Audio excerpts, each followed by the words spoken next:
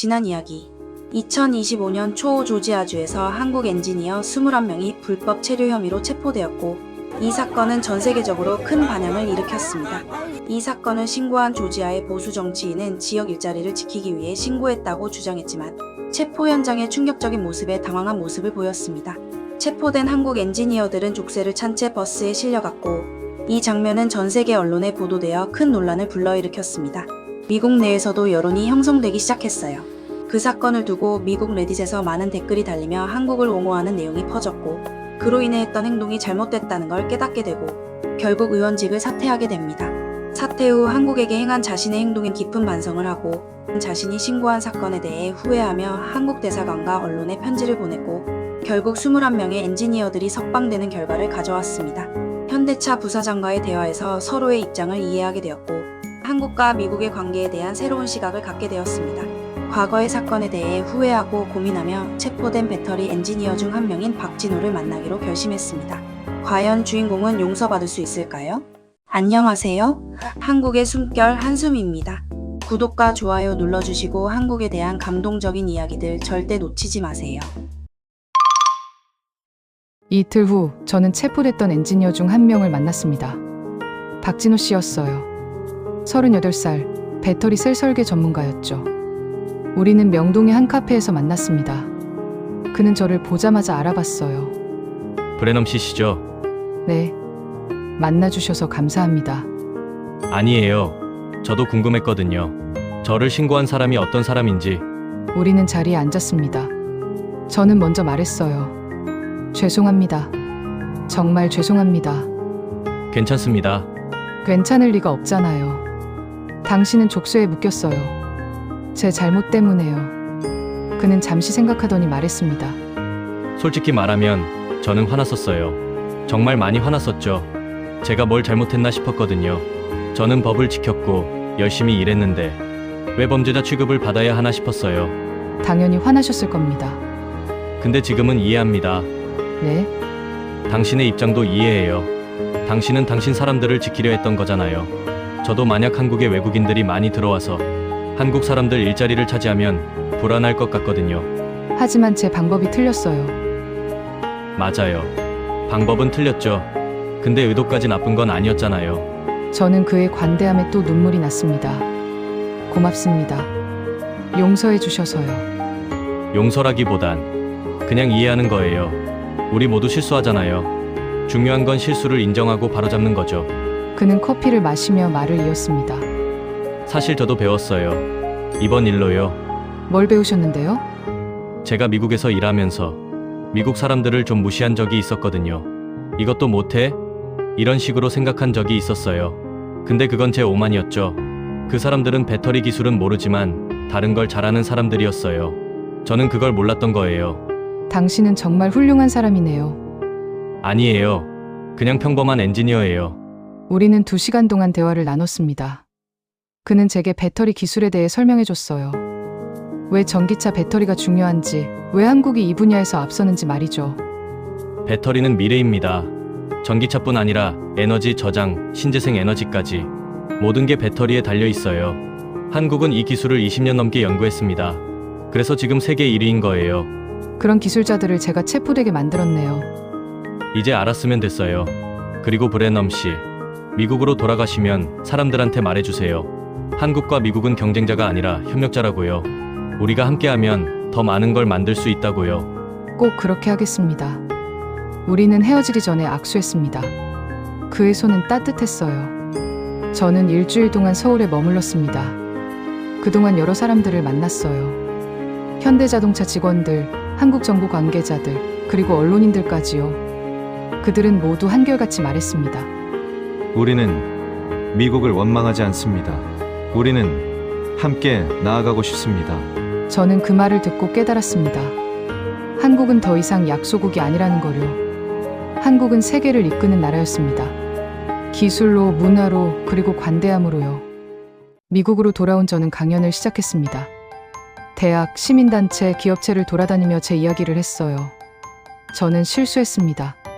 두려움에 굴복해서 무고한 사람들을 다치게 만들었죠. 하지만 저는 배웠습니다. 한국이라는 나라가 얼마나 놀라운 곳인지, 그리고 우리가 얼마나 서로를 필요로 하는지 말이에요. 청중들은 박수를 쳐줬습니다. 그리고 질문을 했어요. 한국에서 가장 인상 깊었던 게 뭐였나요? 사람들의 관대함이었습니다. 그들은 저를 용서해줬어요. 제가 그들을 다치게 만들었는데도요. 앞으로 어떻게 하실 건가요? 한국과 미국의 가교 역할을 하고 싶습니다. 두 나라가 서로를 오해하지 않도록 돕고 싶어요. 그리고 실제로 저는 그 일을 시작했습니다. 한미 비즈니스 협회에 합류했고 한국 기업들이 미국에 투자할 때 컨설팅을 해주기 시작했어요. 또한 조지아로 돌아가서 주민들을 만났습니다. 타운홀 미팅을 열어서 제 경험을 공유했죠. 여러분, 저는 한국에 다녀왔습니다. 그리고 놀라운 걸 봤어요. 그들은 우리의 적이 아니었습니다. 그들은 우리의 파트너였어요. 어떤 사람은 여전히 회의적이었습니다. 그래도 외국인들이 우리 일자리를 빼앗는 건 사실 아닙니까? 빼앗는 게 아닙니다. 만드는 겁니다. 한국 기업들이 조지아에 투자한 덕분에 2만 명의 새 일자리가 생겼어요. 그 일자리는 원래 없던 겁니다. 한국이 만들어준 거예요. 하지만 핵심 기술직은 다 한국 사람들이 차지하잖아요. 지금은 그렇습니다. 하지만 그들이 미국 사람들을 가르치고 있어요. 5년, 10년 후에는 미국 사람들도 그 기술을 배울 겁니다. 그게 투자의 의미예요. 단순히 돈만 들어오는 게 아니라 기술도 들어오는 거죠. 조금씩 사람들의 생각이 바뀌기 시작했습니다. 그리고 반년 후 조지아 현대 공장에서 특별한 행사가 열렸습니다. 한미 우호의 밤이었어요. 저도 초대받았습니다. 공장 강당에는 수백 명이 모였어요. 한국 직원들과 미국 직원들이 함께 앉아 있었습니다. 행사가 시작되고 현대자동차 북미 법인장이 무대에 올랐습니다. 오늘 이 자리는 매우 의미 있는 자리입니다. 우리는 지난 몇 달간 어려운 시기를 겪었습니다. 하지만 우리는 이겨냈어요. 그리고 더 강해졌습니다. 박수가 터져나왔습니다. 오늘 특별한 손님을 소개하고 싶습니다. 토리 브레넘 씨, 무대로 나와 주시겠습니까? 저는 떨리는 다리로 무대에 올랐습니다. 수백 명의 눈이 저를 바라봤어요. 저는 마이크를 잡고 말했습니다. 여러분 안녕하세요. 저는 토리 브레넘입니다. 여러분 중 일부는 저를 알 겁니다. 제가 이 공장의 한국 직원들을 신고한 사람이라는 거요. 장내가 조용해졌습니다. 저는 오늘 이 자리에 사과하러 왔습니다. 그리고 감사하러 왔어요. 여러분이 저를 용서해 주셨고 다시 기회를 주셨으니까요. 저는 숨을 깊이 들이쉬었습니다. 저는 배웠습니다. 두려움은 우리를 분열시키지만 용기는 우리를 하나로 만든다는 거요. 저는 두려워서 신고했습니다. 하지만 이제는 용기를 내려고 합니다. 한국과 미국이 함께 나아갈 수 있도록 돕는 용기 말이에요. 박수가 터져나왔습니다. 천천히, 그러다 점점 커졌어요. 한국 직원들도 미국 직원들도 모두 일어나서 박수를 쳤습니다. 저는 눈물을 참을 수 없었습니다. 행사가 끝나고 여러 사람들이 저를 찾아왔습니다. 악수를 청하고 포옹을 해줬어요. 한 미국인 노동자가 말했습니다. 브레넘 씨, 용기 내주셔서 고맙습니다. 저도 처음엔 한국 사람들이 불편했거든요. 근데 같이 일해보니까 그 사람들 정말 괜찮더라고요. 이제는 친구예요.